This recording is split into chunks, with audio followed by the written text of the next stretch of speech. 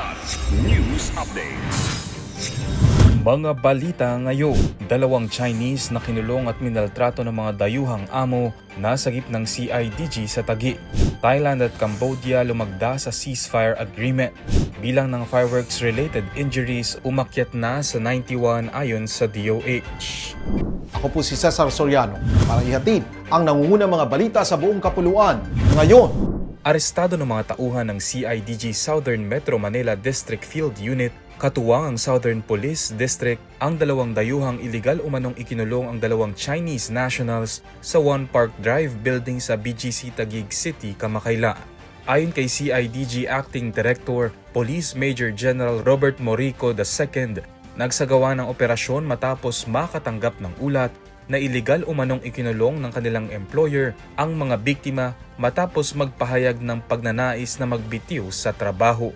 Nasagip sa operasyon ng mga biktima na may mga sugat at pasa na indikasyon ng pisikal na pananaki.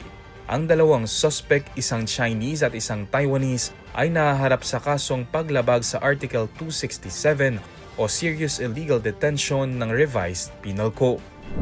Matapos ang 20 araw na bakbakan, lumagda sa isang kasunduan sa tigil putukan si Thai Defense Minister Natapon Nakpanich at Cambodian Deputy Prime Minister at Defense Minister T. Seha sa isang border checkpoint sa Chanthaburi Province, Thailand.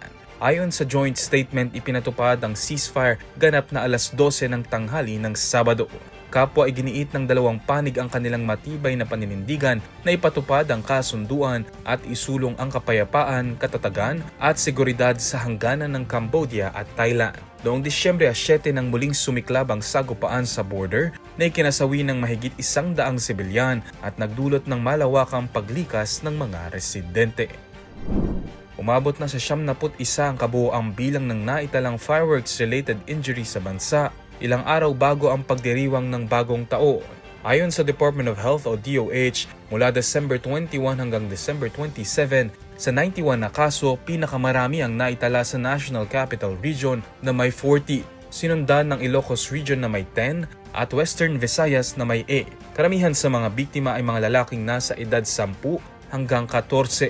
At ang pangunahing sanhi ng mga pinsala ay ang paputok na 5-star, whistle bomb, boga, kwitis at plapla. Kaugnay nitong muling nagbabala ang DOH sa publiko na iwasan ang paggamit ng mapanganib ng mga paputok para sa mas ligtas na pagsalubong sa bagong taon.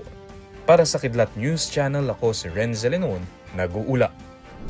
Ako po si Cesar Soriano, kasama nyo sa bawat pagputo ng balita.